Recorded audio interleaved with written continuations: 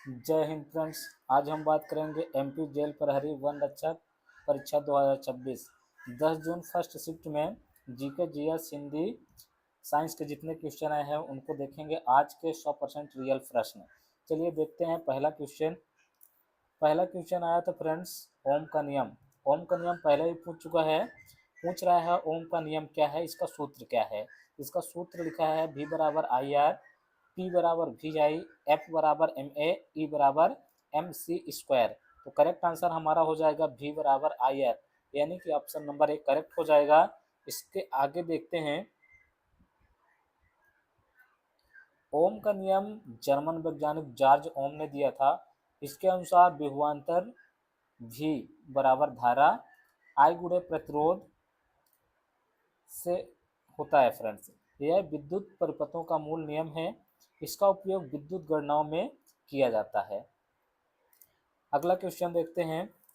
पांडव जलप्रपात मध्य प्रदेश के किस जिले में स्थित है। रीवा, पन्ना, सतना, छतरपुर। तो जो पांडव जलप्रपात है वो मध्य प्रदेश के किस जिले में स्थित है। तो जो पांडव जलप्रपात है वो पन्ना जिले में स्थित है। तो करेक्ट आंसर हमारा क्या हो जाएगा, पन्ना। इसके बारे में थोड़ा सा देखेंगे कि पांडव जलप्रपात पन्ना जिले में स्थित है। यह पन्ना टाइगर रिजर्व के निकट है। इसकी ऊंचाई लगभग 98 फीट है। यह एक प्रमुख पर्यटन स्थल है। इसके बाद अगले क्वेश्चन की ओर चलेंगे। वायुमंडलीय दाब मापने का यंत्र कौन सा है। क्वेश्चन क्या है फ्रेंड्स कि वायुमंडलीय दाब मापने का यंत्र थर्मामीटर, बैरोमीटर, हाइड्रोमीटर या फिर एमीटर। तो वायुमंडलीय दाब मापने का जो यंत्र है वो क्या है, बैरोमीटर है। तो करेक्ट आंसर हमारा क्या हो जाएगा, बैरोमीटर। बैरोमीटर का आविष्कार पोरिस सेली ने किया था। इसका उपयोग वायुमंडल या फिर वायुमंडल में जो दाब है उसको मापने के लिए किया जाता है। मौसम पूर्वानुमान में इसका महत्व है। पारा बैरोमीटर सबसे प्रसिद्ध प्रकार है। कार्बन की संयोजकता कितनी होती है। तो एक क्वेश्चन ये केमिस्ट्री से भी आया था फ्रेंड्स कि कार्बन जो होता है, कार्बन का संयोजकता पूछ लिया 2, 3, 4, 5।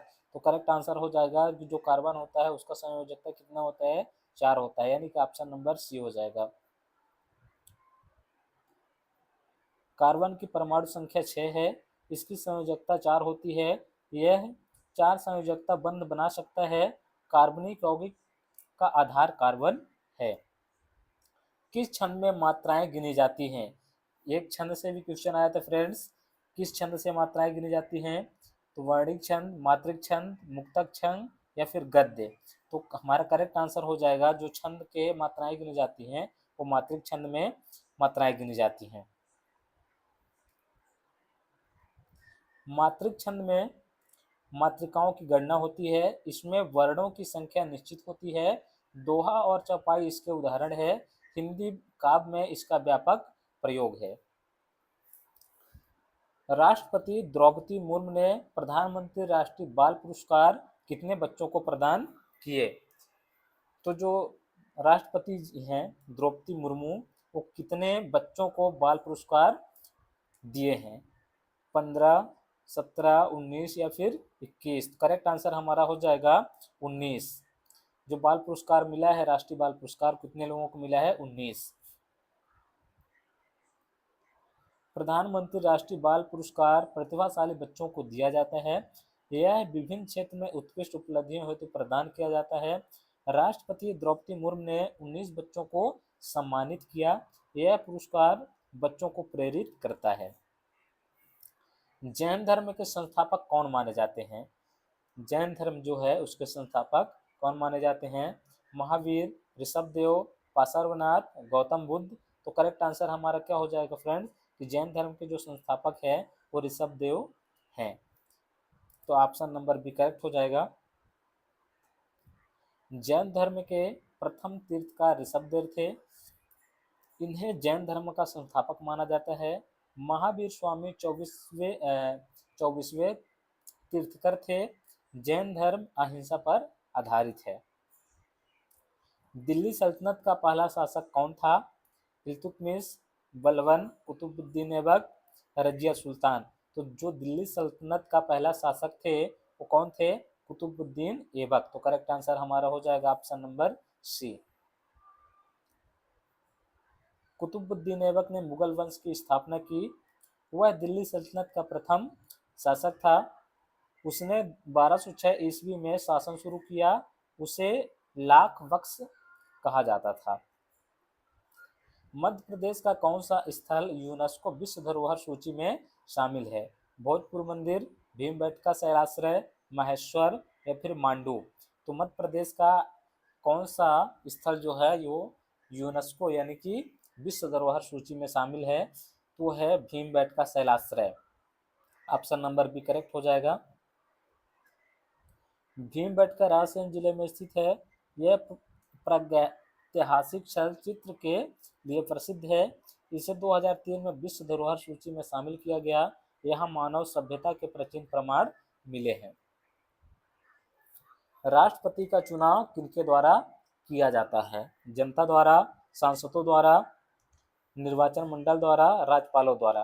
तो जो राष्ट्रपति का चुनाव होता है किनके द्वारा किया जाता है? निर्वाचन मंडल द्वारा। Correct answer option number C हो जाएगा। राष्ट्रपति का चुनाव अप्रत्यक्ष रूप से होता है।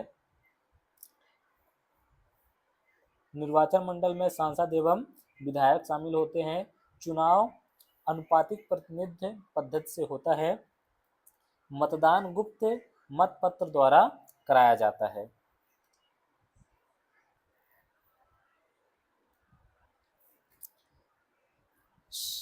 संस्कृत एवं शिक्षा संबंधी अधिकार संविधान के किस अनुच्छेद में है? तो जो संस्कृत एवं शिक्षा संबंधी अधिकार है वो किस संविधान में है? संविधान के किस अनुच्छेद में वर्णित है? तो जो अनुच्छेद है 29 से 30 के बीच में, यानी कि ऑप्शन नंबर ए करेक्ट हो जाएगा। अनुच्छेद 29 एवं 30 संस्कृत और शैक्षिक अधिकार देते हैं। अल्पसंख्यकों को विशेष संरक्षण प्राप्त करता है। अपनी भाषा और संस्कृति को सुरक्षा रखने का अधिकार है। शैक्षणिक संस्थान स्थापित किया जा सकता है। तो अनुच्छेद 29 और 30 के अंतर्गत। अनुच्छेद 51 किससे संबंधित है?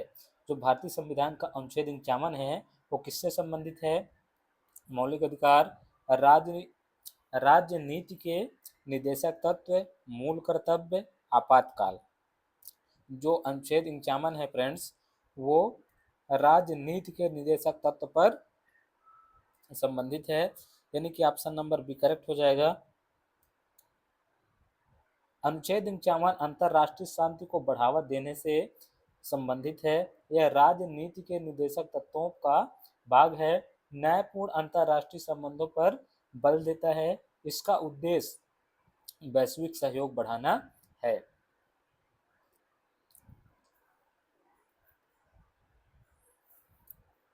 दो 2011 की जनगणना के अनुसार भारत की साक्षरता दर कितनी थी?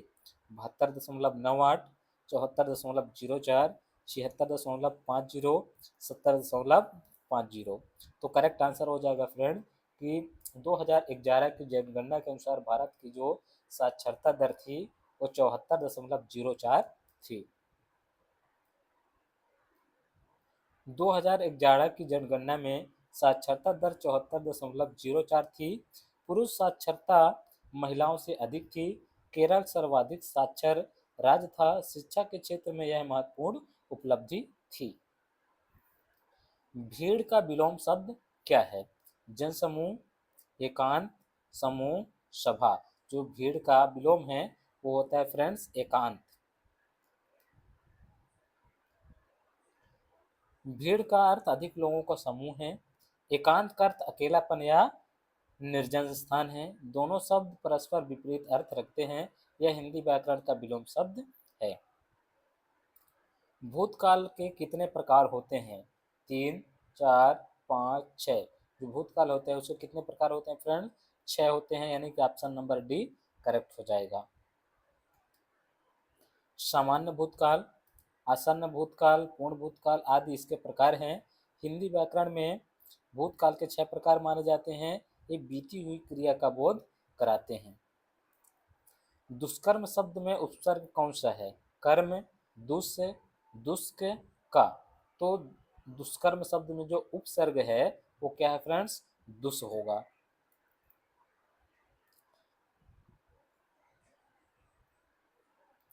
उपसर्ग शब्द के प्रारंभ में जोड़ा जाता है।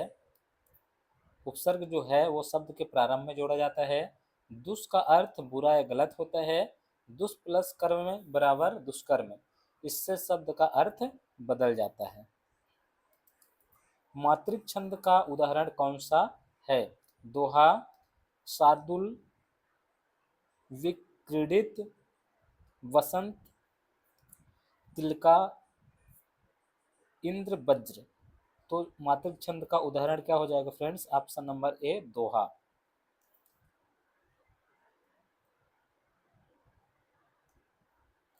दोहा एक प्रसिद्ध मातृक छंद है। इसमें कुल 48 मात्राएं होती हैं। कबीर और रहीम ने इसका प्रयोग किया। हिंदी साहित्य में इसका विशेष महत्व है। जीडीपी का पूर्ण रूप है ग्रॉस डोमेस्टिक प्रोडक्ट। तो करेक्ट आंसर हमारा क्या हो जाएगा फ्रेंड? जो जीडीपी का पूर्ण रूप होता है वो क्या होता है? Gross domestic product. जीडीपी किसी देश के कुल आर्थिक उत्पादन क्षमता को दर्शाती है। यह एक निश्चित अवधि में उत्पादित वस्तुओं और सेवाओं का मूल्य है। इससे अर्थव्यवस्था की स्थिति का आकलन किया जाता है। जीडीपी वृद्धि आर्थिक विकास का महत्वपूर्ण संकेतक है।